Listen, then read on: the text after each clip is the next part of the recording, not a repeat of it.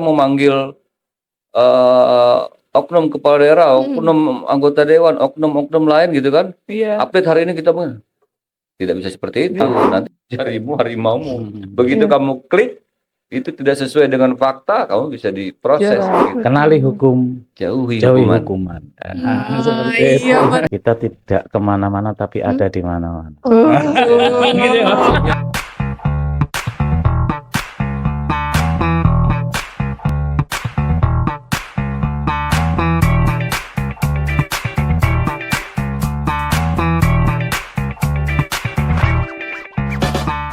Halo Sobat Nadiaksa, Kembali lagi di podcast Besemeton bersama saya Ayu Wandira. dan saya Dita yang akan menjadi host pada hari ini. Nah, setelah sekian lama vakum, akhirnya podcast Besemeton ini kembali lagi hadir dengan lebih fresh, menarik, dan pastinya informatif dan edukatif nih Mbak Dita. Oke, bener banget tuh Kak Ayu. Oh ya Kak Ayu, topik kita hari ini tuh seru banget deh. Wah, apa tuh Mbak Dita? Topik kita hari ini yaitu tugas dan fungsi bidang intelijen Kejati NTB dalam penegakan hukum. Wah, menarik sekali nih Mbak Dita. Nah, maka dari itu untuk mengisi materi tersebut, kita sudah kedatangan dua narasumber kita yang luar biasa nih Mbak Dita. Wah, siapa itu Kak Ayu? Yang pertama adalah Kepala Seksi Teknologi Informasi dan Produksi Intelijen, dan yang kedua ada Kepala Seksi Penerangan Hukum. Oke, luar biasa sekali. Selamat datang Bapak. Selamat datang Kak Ayu, Kak Dita. Siang. Terima kasih telah menyempatkan hadir di acara podcast pada hari ini. Seperti pepatah mengatakan, tak kenal maka tak sayang nih Bapak-bapak. Berpantun. Mungkin dari Pak Harun dulu bisa perkenalan diri. Oke, terima kasih Mbak Ayu, Mbak Gita, Semeton semuanya. Karena ini baru saya juga di Kejaksaan Tinggi ini memang baru menjabat di awal bulan Februari. Jadi tapi tidak asing Kejaksaan Tinggi NTB ini karena sebelumnya saya tugas di Kejaksaan Negeri Mataram selaku kasih intelijen. Oh, jadi masih sama lah ya Pak Masih ya? di wilayah NTB. Masih di wilayah NTB dan masih sama-sama Intel. Iya. Dan sebelumnya lagi masih di daerah NTB juga. Saya di Kejaksaan Negeri Sumbawa Barat. Alhamdulillah. Jadi saya perkenalkan diri, nama saya M. Harun Arasid selaku Kasih Penkum Kejaksaan Tinggi NTB yang baru nih. Iya. Ya, mudah-mudahan nanti ke depannya kita bisa selalu eksis di podcast ini ke depannya. Amin. Wah, ini sebagai pemilik podcast nih Mbak Dita, narasumber kita. Oke, benar Kak Ayu. Untuk kasih teknologi informasi dan produksi intelijen nih, bisa diperkenalkan dulu Bapak. Oke, nama saya Febi Rudi Purwanto. Sebelumnya saya juga sudah pernah tugas di NTB, yaitu di Lombok Tengah. Kurang lebih 3 tahun 7 bulan. Cukup lama dan kembali lagi nih Pak. Iya, jadi pada saat itu juga sama, kami selaku kasih Intel, terus kemudian pindah dan kembali lagi di Intel lagi, dan saya selama menjabat mungkin hanya sekali ya kita jadi kasih pemulihan aset, lainnya banyak di intelijen. Oke Bapak, langsung saja untuk membuka podcast hari ini nih ya. Pertanyaan pertama itu bisa Mbak Dita dulu deh yang menanyakan. Oke, nih untuk Bapak-bapak, pertanyaan yang pertama untuk di podcast hari ini. Mungkin bisa dijelaskan terlebih dahulu nih Pak, terkait tugas dan fungsi untuk bidang intelijen di Kejaksaan Negeri NTB. Dimulai dari Bapak Febi dulu. Oke, mungkin sebagai gambaran bahwa dalam pelaksanaan tugas, dasar kita dalam pelaksanaan tugas ini ada namanya Undang-Undang Intelijen Negara, Undang-Undang Nomor 17 Tahun 2011. Kemudian di dalam Undang-Undang Kejaksaan juga Undang-Undang Nomor 16 Tahun 2024 yang sudah dirubah dengan Undang-Undang Nomor 11 Tahun 2021. Itu juga ada di dalam, kalau nggak salah, pasal 33. Kita ada. Kemudian dalam pelaksanaan dalam Juknis itu di Perja nomor 006 tahun 2017, di mana Kejaksaan ini mempunyai tugas fungsi melaksanakan fungsi intelijen penegakan hukum melalui penyelidikan, pengamanan, penggalangan untuk mendukung kebijakan penegakan hukum. Dan perlu diketahui juga bahwa satu-satunya intelijen yang apa ya istilahnya eh, merupakan intelijen penegakan hukum itu adalah kejaksaan. Hmm. Yang Di antara mempunyai intelijen yang lain. fungsi penyelidikan dan juga pengaman itu juga hanya di kejaksaan. Nah, jadi dalam pelaksanaan tersebut tentunya kita di dalam dunia intelijennya dalam pelaksanaan tugas sehari-hari itu kita ada istilahnya guide ya apa guidance ya guidance. Susah jadi namanya roda perputaran intelijen. Jadi tugas kita ini sehari-hari ya membuat perencanaan, kemudian melakukan pool data, kemudian mengolah data tersebut, menganalisa, kemudian membuat laporan kepada user. Usernya siapa ya? Tentu pimpinan kita. Yang tentunya berkaitan dengan penegakan hukum, kebijakan penegakan hukum. Jadi pimpinan mau ngambil kebijakan apa. Dan tugas kita juga mendukung bidang lain ya. Yo, Iya, supporting betul. bidang lain. Harun ya, bidang pidum, bidang perdata, sehingga dalam bidang intelijen ini diperlukan apa ya? Tentunya ada bakat juga harusnya. Talentanya Karena ada. harus memang pengetahuannya luas, terus berpikirnya ke depan. Kurang lebih seperti itu sih. Betul.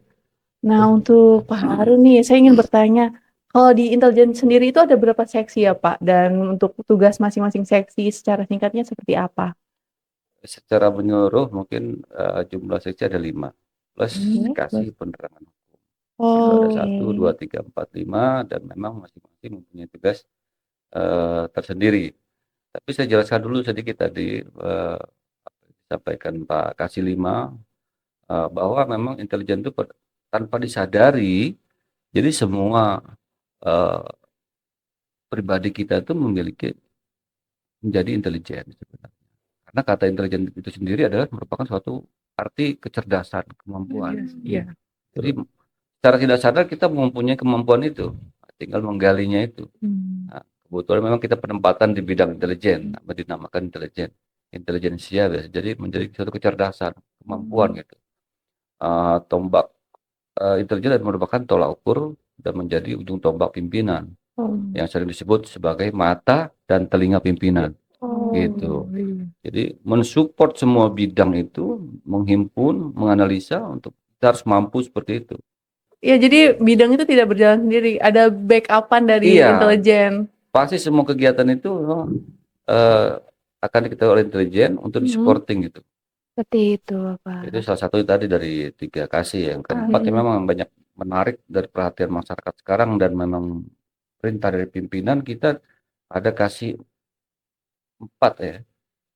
Kasih 4 namanya itu kasih dia mengawal semua kegiatan proyek strategis yang ada di provinsi gitu. Di wilayah hukum kejaksaan itu sendiri. Itu memang sudah berlangsung lama, jadi setiap pengawalan yang dinyatakan oleh pimpinan daerah sebagai proyek strategis, maka kita akan mengawal pengamanannya supaya berjalan dengan lancar dengan dasar AGHT.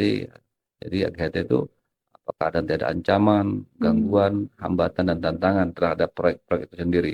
Intinya mendukung kegiatan proyek yang ada di daerah. Maupun nasional. Jadi berperannya itu nggak cuma di kejaksaan itu sendiri, tapi untuk daerah. Secara garis besar juga mungkin yang saya sebutkan yang tugas kasih yang paling terakhir mungkin tadi sudah dijelaskan, kasih 5, kasih Penkum itu sebagai tolak ukur tombak informasi di Kejaksaan Tinggi. Jadi dia supporting semua bidang dan mengkomunikasikan secara publik kepada masyarakat, lembaga-lembaga yang membutuhkan informasi. Jadi informasi ini harus tetap berkembang. Jadi Kasih Penkum itu punya luasan seperti tugas secara menyeluruhnya itu yang rutin dilaksanakan itu seperti ada penerangan hukum ke kampus-kampus, ke sekolah, penyuluhan hukum, ke perangkat desa, perangkat kecamatan. Seperti ada program juga kita Jaksa Menjawab. kita hadir di Oh, tengah-tengah gitu ya, iya. di tengah-tengah masyarakat di kerumunan yang sering banyak orang untuk kita menjemput bola gitu, supaya masyarakat tahu tentang hukum. Jadi penerangan hukum itu sendiri tuh mencari informasinya bukan untuk kejaksaan sendiri, tapi harus disebarluaskan. Iya, mengedukasi masyarakat Edukasi. juga. Itu adalah tugas penerangan hukum. Iya, penerangan hukum. Oh iya, untuk pertanyaan selanjutnya nih untuk Pak Feby. Sebagai Kepala Seksi Teknologi Informasi dan Produksi Intelijen, bagaimana peran Seksi Teknologi Informasi dan Produksi Intelijen dalam mendukung tugas penegakan hukum di kejaksaan? Ya, untuk bidang kami tentunya kita memanfaatkan ya perkembangan teknologi informasi, juga informasi-informasi yang berkembang di masyarakat yang sekarang ini cukup masif lah, bisa kita dan mudah untuk diperoleh ya di bidang teknologi informasi ini, medsos dan sebagainya. Nah, perlu kita juga melakukan pemantauan, analisa di sana. Yang nanti kiranya apa yang bisa kita analisa dari perkembangan dinamika masyarakat tersebut untuk disampaikan kepada pimpinan. Dan juga di bidang 5 ini kita dengan produksi sarana intelijen itu kita dituntut untuk bisa menjadi bank data. Oke. Jadi bank data itu apa ya bahasa mudahnya. Jadi apa aja yang pengen diketahui tinggal nanya lah gitu. Jadi Kamus, mirip Kami kamus punya gitu ya. perkumpulan bank data, semua data kita. itu dikasih 5. Kita yang mengelola, Kita yang menghimpun dari mengelola. bidang-bidang. Misalkan terkait ideologi, politik, itu kan kita ngambil informasinya dari seksi 1, nanti sosial budaya. Itu nanti kita yang ngelola di bank data intelijen itu. Seperti itu. Ada nih kan kemarin baru-baru ini kasus tentang penangkapan DPO kasus ITE oleh Badan Intelijen itu sendiri. Sebenarnya itu gimana sih Pak kronologinya kenapa itu yang menangkap itu dari kejaksaan? Ya, Saya penasaran kenapa bukan dari kepolisian yang mencari dan menangkap, kenapa kejaksaan justru kejaksaan? mungkin saya Ya bisa. saya jawab ya, ya. Boleh ya Pak. Teman-teman juga yang bukan saya sih teman-teman. Jadi perlu kita ketahui bahwa kita adalah intelijen penegakan hukum. Jadi dalam proses hukum itu ada tahapan-tahapan yang mulai penyelidikan, penyidikan, penuntutan, dan pelaksanaan eksekusi. Itu yang pasti dilalui dalam due process. Dan salah satu yang kita laksanakan kemarin adalah dalam pelaksanaan eksekusi. Jadi subjek hukum itu mempunyai pertanggungjawaban hukum ketika dia sudah dinyatakan bersalah oleh putusan yang telah mempunyai kekuatan hukum tetap. Tentu yang sudah ditetapkan untuk mempertanggungjawabkan perbuatannya itu harus melaksanakan, dan itu tugas siapa? Itu adalah tugas jaksa. Itulah fungsi salah satu intelijen kita dalam mendukung tugas penegakan hukum, membantu tugas jaksa dalam pelaksanaan eksekusi. Dan kebetulan di dalam kasus itu adalah putusan terkait Perkara pidum ya. ITE ya, pidum Perkara pidum. ITE juga sih. Jadi memang yang bersangkutan ini dalam beberapa kali kesempatan secara patut sudah diminta untuk melaksanakan putusan, tapi mungkin belum sadar kan waktu itu.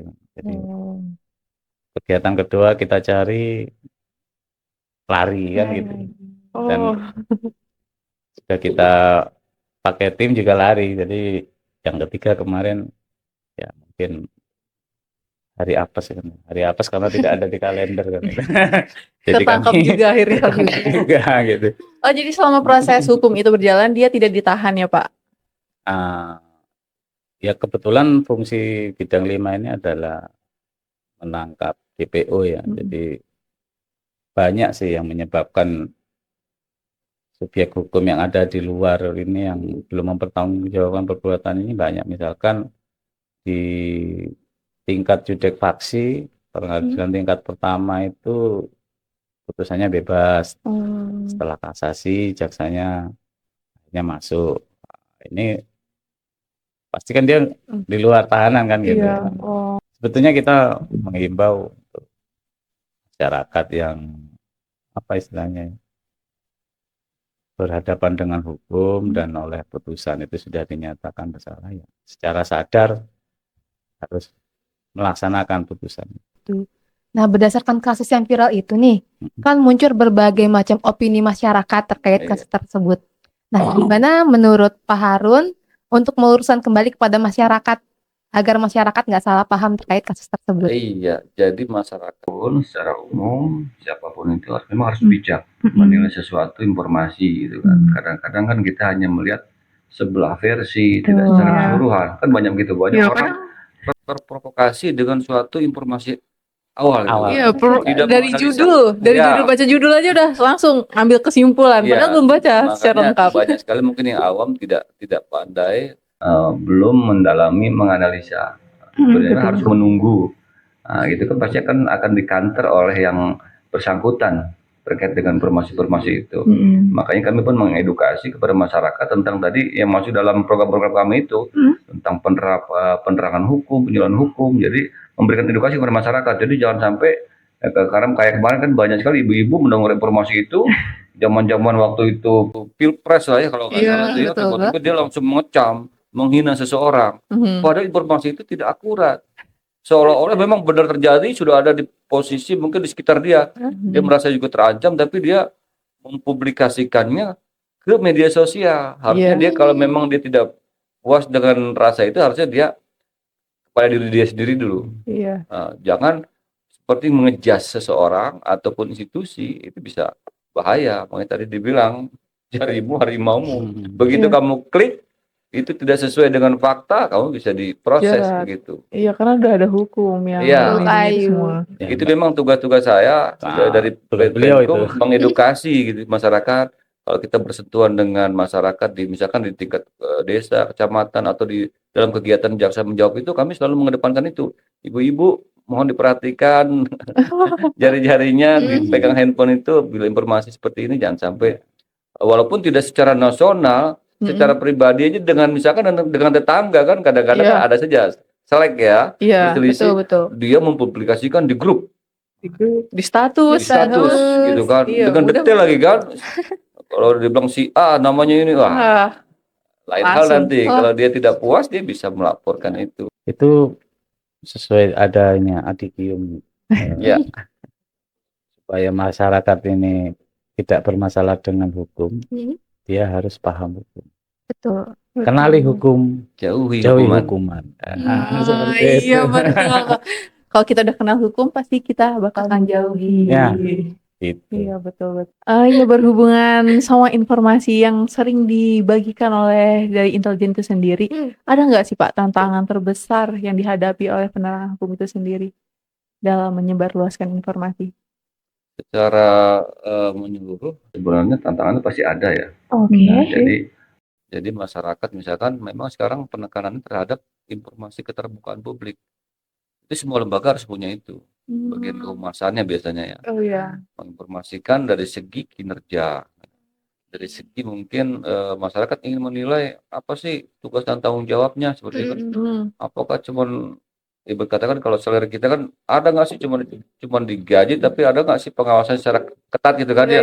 Ada nggak sih punishment-nya? Kita jelasin juga seperti itu. Jadi harus imbang memang. Jadi kita memastikan bahwa keberadaan kejaksaan itu memang secara menyeluruh bermanfaat untuk masyarakat. Jadi misalkan kami lagi menangani suatu perkara yang besar, kita memang akan menginformasikan. Tapi secara teknis misalkan penyidikan itu memang tidak bisa terbuka. Nah, kita kan akan menyampaikan secara outputnya nanti. Hasilnya seperti ini, berdasarkan fakta-fakta gitu kan. Nah, tidak bisa juga secara luas, secara teknik yang tadi seperti Pak Tebi bilang, teknik intelijen itu tidak bisa terbuka. Tapi kita akan menyampaikan secara outputnya. Oh, jadi hasil outputnya boleh ditampilkan, tapi prosesnya itu iya, misalkan kita teknis secara penyidikan, kita mau ngupdate gitu kan. Sekarang ceritanya kan teman-teman itu senangnya ngupdate gitu ya. Betul. Update status, update keadaan gitu kan. Lagi ngapain ngupdate gitu kan. itu tidak bisa diterapkan. Misalnya kita mau manggil oknum kepala daerah, oknum anggota dewan, oknum-oknum lain gitu kan. Iya. Update hari ini kita tidak bisa seperti itu. Nanti akan kita sampaikan nanti dalam Iya, suatu hasilnya. outputnya perjalanannya Betul. seperti itu. Tapi pada Jiwaannya. intinya sih semua bidang itu adalah tantangannya ya. Tantangannya. Oke. Yang mungkin yang secara umum diperlukan ini adaptif, dan yang penting itu kita juga jejaring untuk salah satu mengatasi kekurangan SDM, sumber daya, dan itu adalah kita memiliki jejaring yang luas gitu. Kita tidak kemana-mana tapi ada di mana-mana. Iya, iya. Banyak banget nih kata-katanya dari Intel nih. Quotes of the day, Kak Ayu. Anu, Untuk kedepannya, ada nggak sih inovasi atau program yang akan dilakukan dari Kejati NTB untuk meningkatkan pelayanan informasi dan kesadaran hukum di masyarakat? jelas secara rutin memang yang sudah dipeta-petakan kegiatan itu memang banyak sekali kegiatan intelijen untuk pada masyarakat. Yang paling global adalah penerangan hukum dan penyuluhan hukum yang memang bisa menyentuh langsung lini-lini di masyarakat, di tengah-tengah masyarakat. Tadi disampaikan penerangan hukum, penyuluhan hukum, jaksa menjawab, seperti itu, jaksa masuk sekolah, jaksa masuk pesantren, itu pun kita buat. Ya seperti podcast. Ya, Podcast ini kan juga ini termasuk inovasi ini kan, yang gitu. menginformasikan secara publik bahwa keberadaan kejaksaan dan apa sih fungsi-fungsinya seperti itu. Jadi supaya masyarakat lebih mengenal kejaksaan, mengetahui apa tuh fungsi kejaksaan seperti itu. Jadi pendalamannya memang kita memang harus sering update nih. Dan selain itu pun kita berkolaborasi dengan instansi-instansi dan lembaga lain dalam pendekatannya, karena fungsi saya sebagai suatu seperti kehumasan juga, penerangan hukum, jadi saya akan menggandeng beberapa instansi khususnya yang ada di sini seperti pemerintah daerah di provinsi ini. Kita akan menggandeng, menggali informasi juga apa sih kebutuhan masyarakat di NTB ini kan. Nah, kita memang harus menggali gitu. Jadi memang masyarakat NTB ini pengen mendapatkan informasi seperti ini. Kita masuk ke situ, ke ranah situ nanti kita menginformasikannya nanti. Supaya jangan sampai pemetaan kita memang sudah kita analisa, tapi sebenarnya ada kebiasaan, ada budaya sendiri di sini yang harus kita dalami juga. Kita harus bisa menyentuh ke sana supaya masyarakat juga lebih mudah mencerna itu. Yang kadang-kadang mungkin kata-kata yang tadi disampaikan, kenali hukum, jauh hukuman. Nah, mungkin kata-kata yang mudah dicerna bagi kita ya. Betul-betul. Nah, mungkin ada beberapa yang harus ada pendalaman lagi, penguraian lagi supaya mereka, maksudnya ini seperti itu. Mengena ke sana sampai tingkat paling bawah lah supaya masyarakat paham. Oke, itu tadi ada program jaksa masuk kampus, jaksa masuk sekolah. Nah itu tuh gimana sih Pak cara manggil dari pihak kejaksaan buat ke sana, buat ngadain penyuluhannya? Ya, jadi memang itu bagian program yang sudah ada di kita. Jadi memang sudah berlangsung lama. Nah, jadi kita yang misalkan di sini ada beberapa universitas, pasti semua kena giliran tuh, gitu. Oh, di sini jadi udah ada timeline-nya? Ya sudah ada, kita sudah petakan seperti itu. Sekolah-sekolah pun sama, di tingkat SMP, SMA kita masuk, pesantren kita masuk. Jadi nggak kepada satu sekolah aja. Yang ada titik kerawanan itu biasanya kita lebih dahulukan. Oke. Seperti itu. Nah, kalau kan itu untuk kayak jaksa masuk sekolah dan lain-lain itu kan lebih ke anak sekolah nih Pak. Ada nggak sih program yang emang program itu buat masyarakat secara umum dari kejaksaan, dari Penkum itu sendiri? Selain kalau yang secara langsung nih ya Pak, kalau secara tidak langsung kan melalui sosial media seperti acara podcast ini. Kalau yang secara langsung untuk masyarakat umum ada nggak? Ada, kemarin waktu saya menjabat di KSINT Mataram itu jaksa menjawab.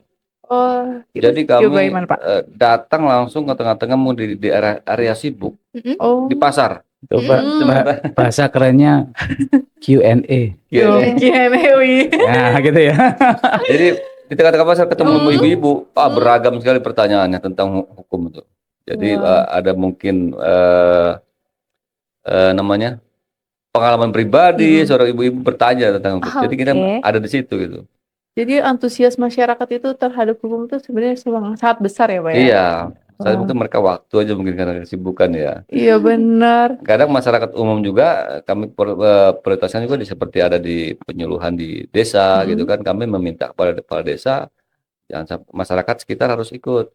Oke, untuk Bapak-Bapak, apa sih harapannya terhadap peran intelijen dan penerangan hukum itu sendiri dalam menjaga stabilitas hukum di NTB ini?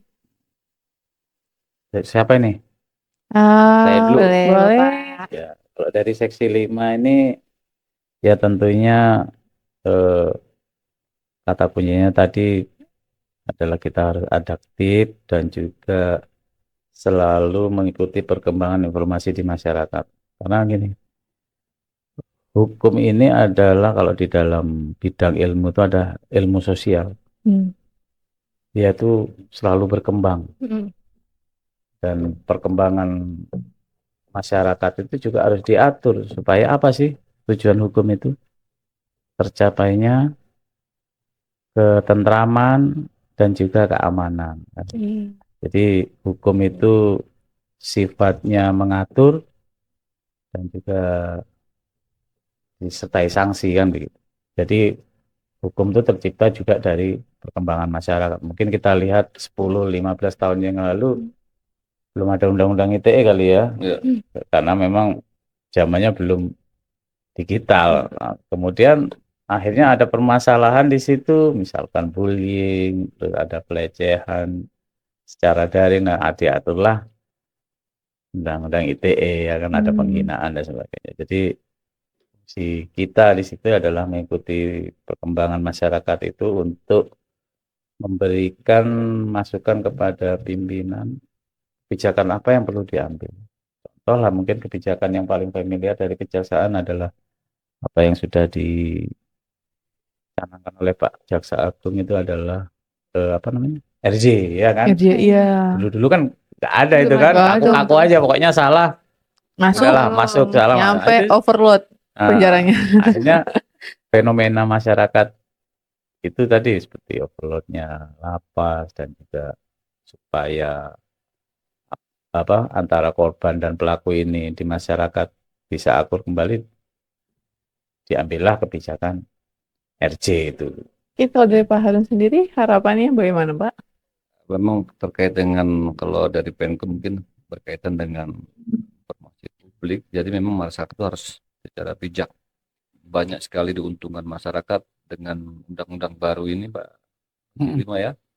Nah, artinya banyak mengedepankan sekarang perdamaian dan perkara itu gitu ya.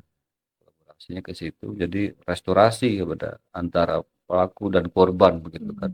Dalam batasan-batasan yang diatur oleh pemerintah itu sendiri supaya tidak menjadi suatu kepanjangan permasalahan hukum itu.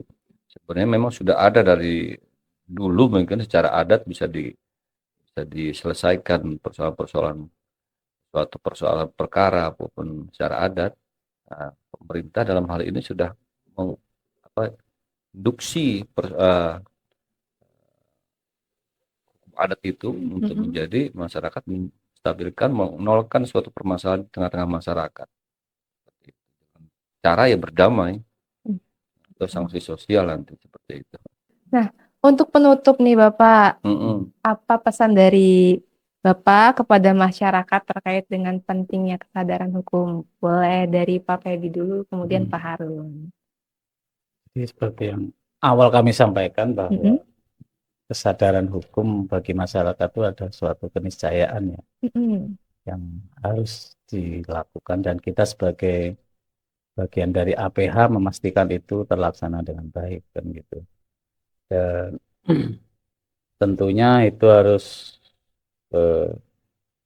didukung oleh insan-insan APH yang profesional dan berintegritas. Kita tidak bisa menuntut masyarakatnya sadar, tapi kalau aparatnya nggak profesional dan berintegritas juga percuma gitu.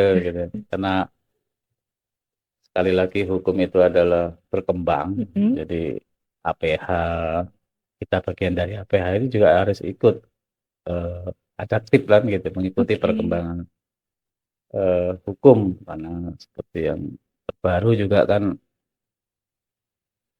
hukum acara kita, hukum material kita dalam pidana kan baru juga ya. Baru. KUHP dan KUHP baru ini juga baru, dan juga itu suatu tantangan, dan kita harus merefresh kemampuan kita yang sudah sangat familiar dengan hukum acara yang lama dengan hukum acara yang baru, yang tentunya pasti kedepannya akan ditemukan permasalahan-permasalahan yang masih memerlukan, karena masih terjadi kekosongan hukum, pasti itu nanti akan terjadi, karena juga peraturan pelaksanaannya juga banyak sekali.